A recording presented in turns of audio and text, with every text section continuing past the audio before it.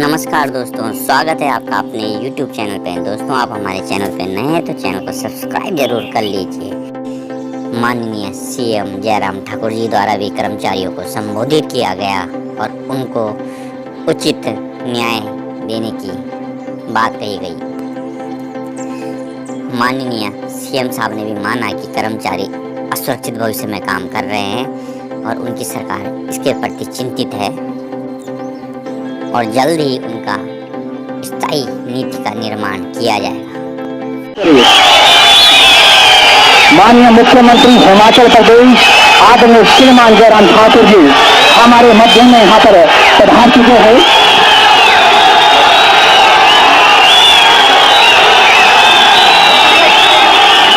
जोरदार स्वागत व अभिनंदन आदरणीय श्री जयराम ठाकुर जी का।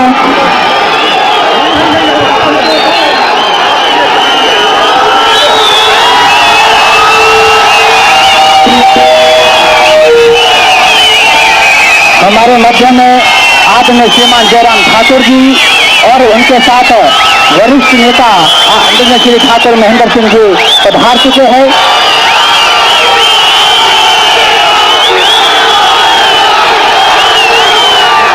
मेरा संघ के जो हमारे सदस्य हैं उनसे आग्रह रहेगा कि माननीय मुख्यमंत्री जयराम ठाकुर जी का टोपी शॉल से सम्मानित करे।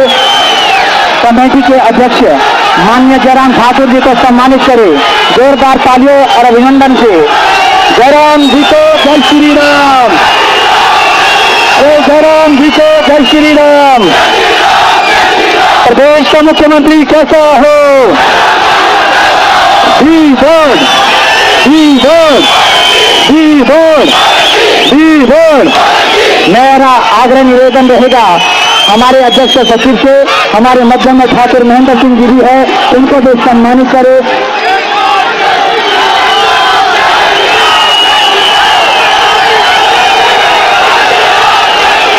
जोरदार करतब ध्वनियों से स्वागत करें माननीय ठाकुर महेंद्र सिंह ठाकुर जी का भी, जो उत्तर कमेटी के सदस्य भी है, अध्यक्ष भी है।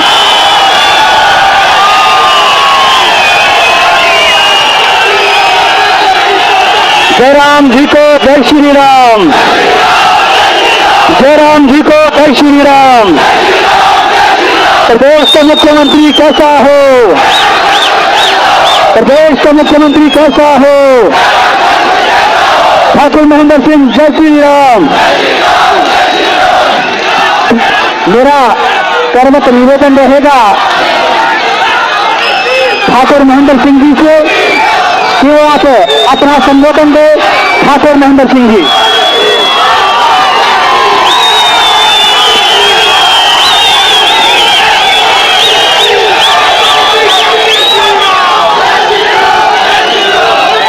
भारत माता की। प्रदेश के यशस्वी मुख्यमंत्री परम आदरणीय ठाकुर जयराम जी हमारे बीच में आउटसोर्स जो हमारे प्रदेश के सभी लोग हैं, उनके प्रदेश के सम्मानीय अध्यक्ष श्री शैलेंद्र शर्मा जी, श्री अनुज बरागटा जी, जनरल सेक्रेटरी श्री अवधेश सरोज जी, सभी जिलों के आए हुए सम्मानीय अध्यक्षगण, मेरी बहन के सम्मान कामिनी जी, रोशनी गिल जी, यहाँ हजारों की संख्या में आए हुए आउटसोर्स में जो कार्यरत हमारे भाई बहन बच्चे हैं, मैं आपने माननीय मुख्यमंत्री जी को बड़े शांति के साथ अपने काम शांति के साथ बात सुनेंगे, मुख्यमंत्री जी से अपनी बात रखेंगे। मैं आपका धन्यवाद करना चाहता हूं।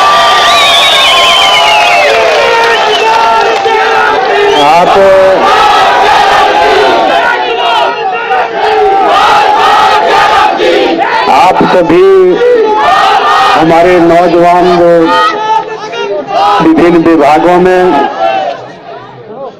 बोर्डों में, निगमों में, सोसाइटीज में, यूनिवर्सिटीज में जो आप अपनी सेवाएं दे रहे हैं। माननीय मुख्यमंत्री जी ने आपके साथ सहानुभूति प्रकट करते हुए जब इन्होंने देखा कि ऐसे हमारे हजारों भाई बहन जो हैं वो हमारे इन अलग अलग विभागों बोर्डों के काम में अपना रात दिन मेहनत करते हैं, आप हिमाचल प्रदेश के लोगों की सेवा करते हैं, सरकार की मदद करते हैं। उस दृष्टि से एक ऐसी आपके माध्यम से एक बात हमारे सन्मुख आई और मंत्रिपरिषद के सभी सदस्यों ने आदरणीय मुख्यमंत्री जी के सन्मुख इस बात को रखा कि ये जो आउटसोर्स में हमारे बच्चे हैं इनके बारे में भी कुछ सोचा जाए। मैं धन्यवाद करना चाहता हूं प्रदेश के मुख्यमंत्री जी का। अभी जो बजट प्रस्तुत हुआ है इस बजट प्रस्तुत में माननीय मुख्यमंत्री जी ने जैसे सभी कर्मचारियों को उनके वेतन में उनके मानदेय में बढ़ोतरी की है, उसके साथ साथ ही आपके मानदेय और आपके वेतन में भी बढ़ोतरी की है। इसके लिए मैं मुख्यमंत्री जी का धन्यवाद करना चाहता हूं। मैं इस बात से भी सहमत हूं कि आप लंबे समय से अपनी सेवाएं जो हैं वो विभिन्न पदों पर दे रहे हैं और इन सारी आपकी समस्याओं के समाधान के लिए माननीय मुख्यमंत्री जी ने मैंने कहा कि मंत्रिपरिषद के अंदर मंत्रिपरिषद की उप समिति का गठन किया और उस मंत्रिपरिषद की उप समिति में हम 3 लोग हैं, इसमें मैं भी हूं, सुखराम जी भी है, हमारे सुरेश भारद्वाज जी भी हैं। तो फिर हमने आपसे संपर्क करने का जो है वो कोशिश की कि आपके साथ संपर्क किया जाए, आपकी क्या समस्या है, कैसे आपके साथ मिल बैठ करके चर्चा की जाए। उसमें आपकी तरफ से भी अलग अलग संगठनों की तरफ से जो है हमारे पास है, कुछ लिखित में आया हुआ है, कुछ जुबानी तौर पे भी आया हुआ है। जो प्रदेश के हमारे महासंघ के अध्यक्ष है, यहाँ के पदाधिकारी हैं, वो भी बार बार मिले। तो मेरा माननीय मुख्यमंत्री जी से करबद्ध निवेदन रहेगा कि ये जो हमारे बच्चे हैं, ये बच्चे हैं हमारे, हम इनके लिए माननीय मुख्यमंत्री जी का बहुत बड़ा आशीर्वाद रहा है, आशीर्वाद भी रहेगा। मैं मुख्यमंत्री जी से निवेदन करना चाहूंगा कि आप अपने मुखारबिंद से इन बच्चों को अपना आशीर्वचन दें। आदरणीय मुख्यमंत्री ठाकुर जयराम।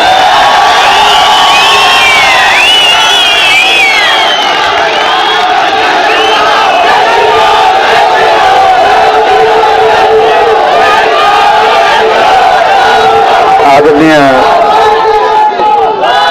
हिमाचल प्रदेश सरकार में वरिष्ठ मंत्री श्री महेंद्र सिंह ठाकुर जी और आज के इस हमारे आउटसोर्स कर्मचारी जितने भी हमारे नौजवान साथी यहां पर हैं, उनके अध्यक्ष के रूप में श्री शैलेंद्र शर्मा जी और उनके प्रतिनिधि के नाते श्री अनुज बरागटा जी, अवधेश सरोज जी, के नेगी जी, रोशनी जी, कामिनी जी और उपस्थित सभी यहां पर नौजवान साथियों,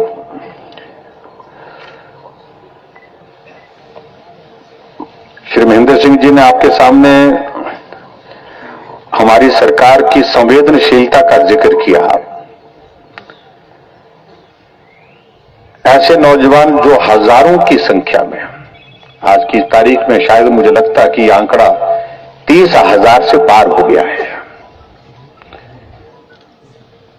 जो किसी न किसी तरह से अलग अलग विभाग में आउटसोर्स कर्मचारी के नाते अपनी सेवाएं दे रहे हैं। बोर्ड में, कॉरपोरेशन में, सोसाइटीज में, डिपार्टमेंट में।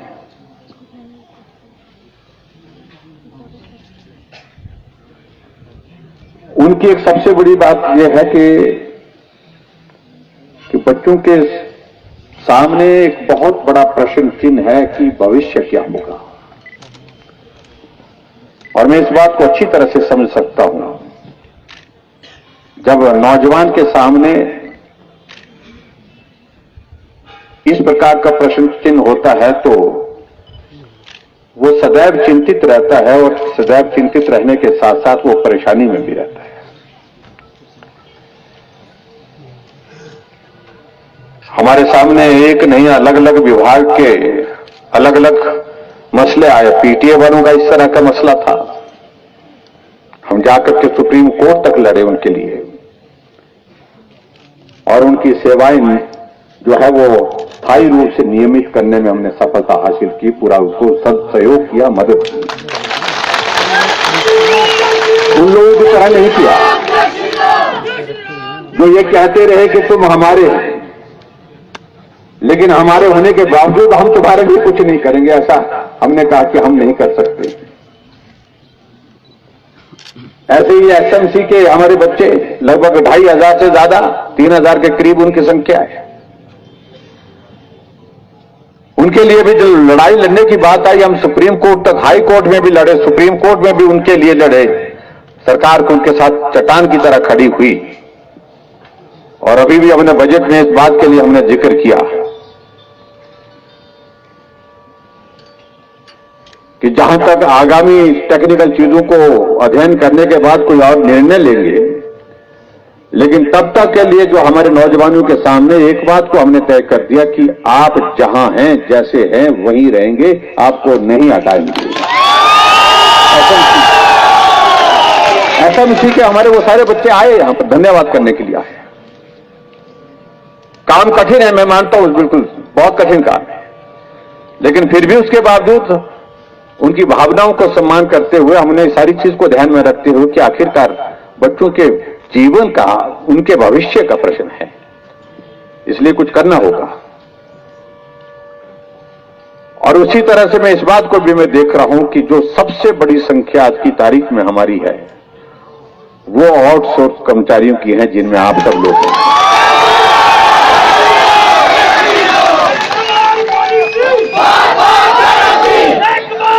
आप लोग हमेशा बात कहते रहते हैं,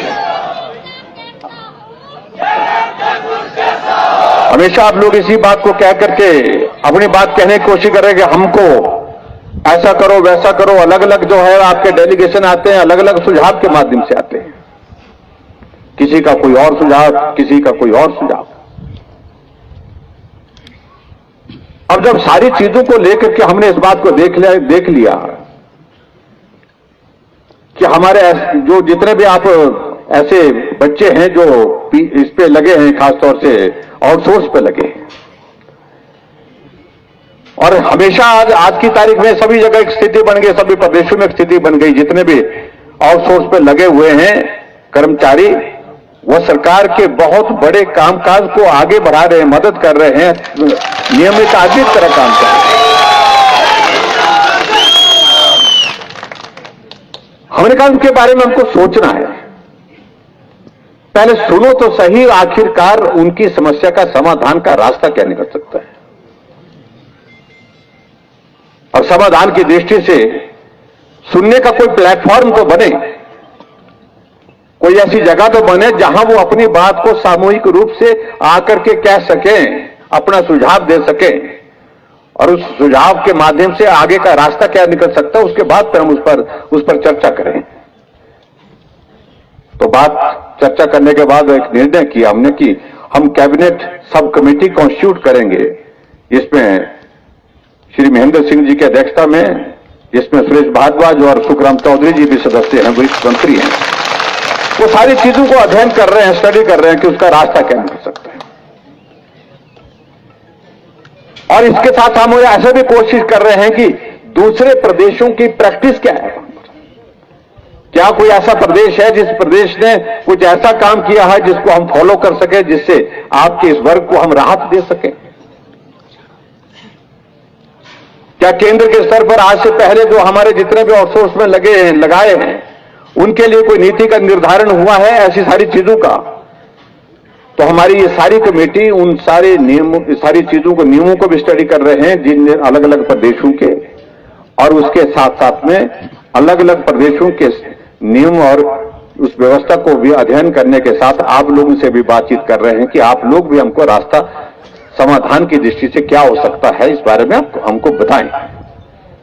और कुछ चीजों को लेकर के सुझाव आप लोगों के आए हैं। कुछ जगह के सुझाव जो है वो एक तरह के हैं, कुछ जगह सुझाव अलग अलग तरह के हैं।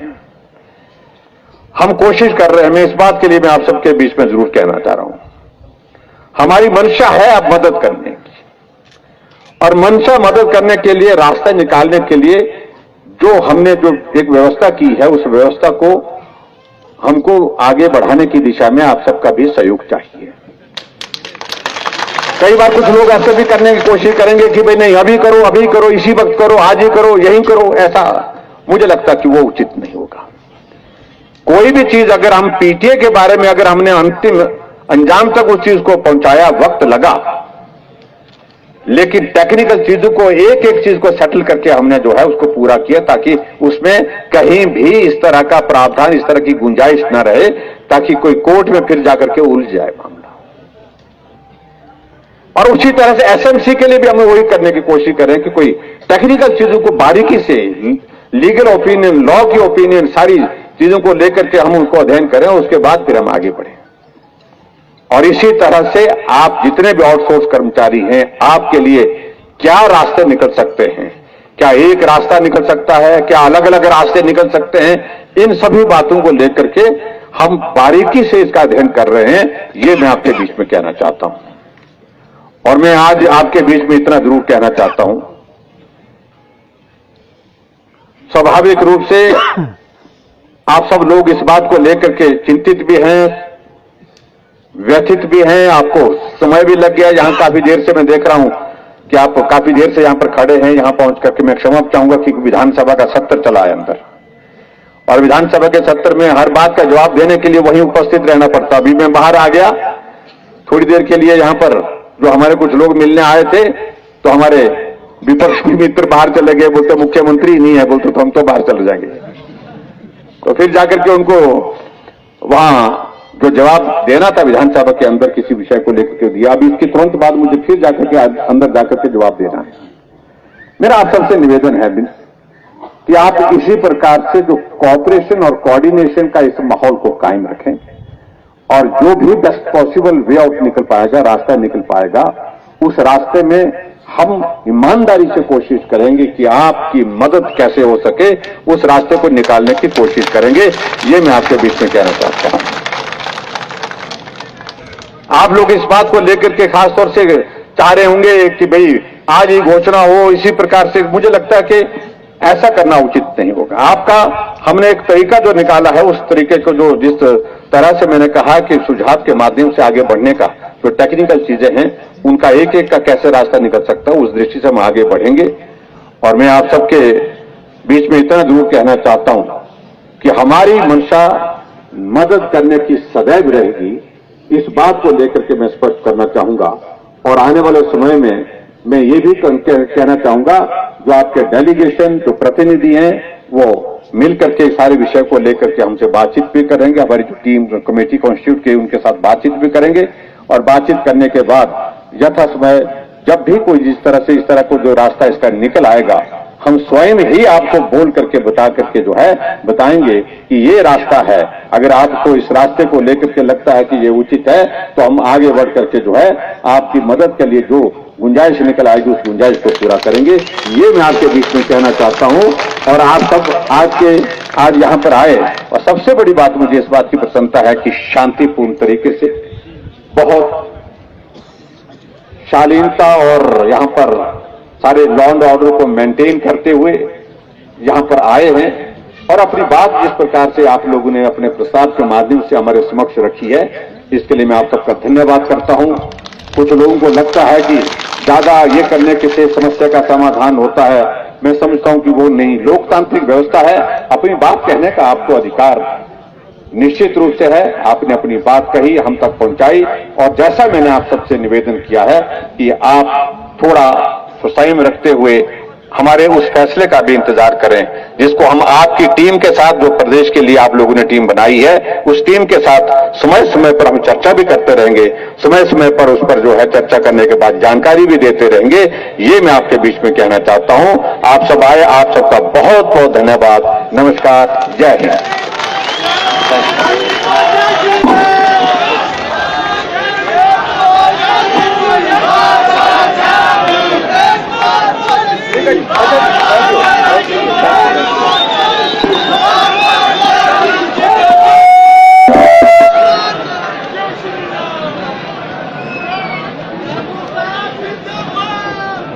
भाई अब हमको जाने दीजिए।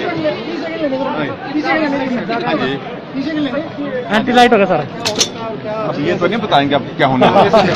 सर आउटसोर्स कर्मचारियों आए थे मांग के लिए, नीचे में थोड़े सर, मैं एक चीज को लेकर के एक गंभीर और ईमानदार प्रयत्न किया उस दिशा में, जो हमारे आउटसोर्स कर्मचारी, मैं एक बार पुनः आउटसोर्स कर्मचारी महासंघ की ओर से मसलों को समझा जाए, उनके मसलों का समाधान किया जाए, उस दृष्टि से हमने प्रयत्न किया। आज हजारों की संख्या में वो नौजवान आए हैं और हमने कमेटी कॉन्स्टिट्यूट की है।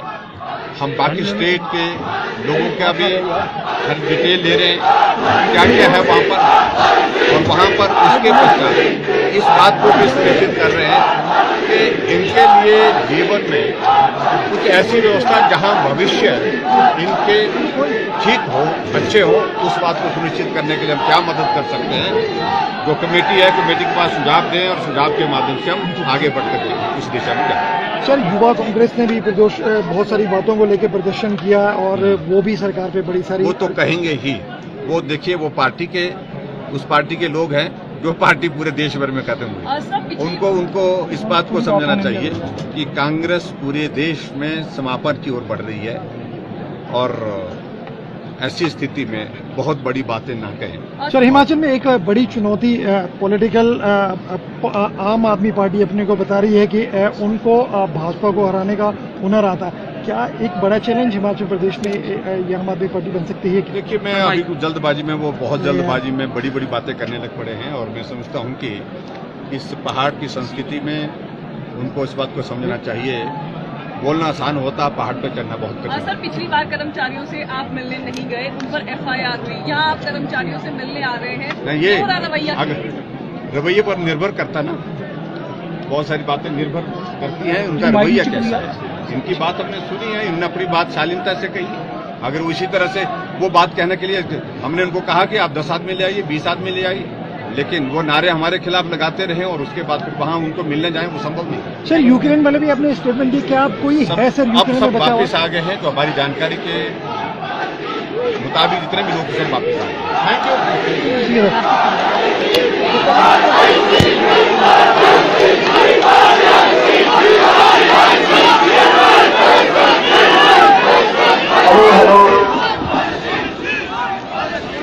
मैं माननीय मुख्यमंत्री श्री जयराम ठाकुर जी का एवं समस्त कमेटी का और यहाँ पर उपस्थित आउटसोर्स कर्मचारियों, प्रदेश के कोने कोने से आए कर्मचारियों का दिल की गहराइयों से एवं अभी जैसा कि मंत्री जी ने हमें बताया है कि इसी माह जो आप सभी के विभागाध्यक्ष हैं और जो महासंघ के पदाधिकारी हैं, उनकी एक संयुक्त बैठक का आयोजन उनके स्तर पर मंत्री परिषद की तरफ से किया जाएगा। ठाकुर जी का एक बार पुनः धन्यवाद करते हैं।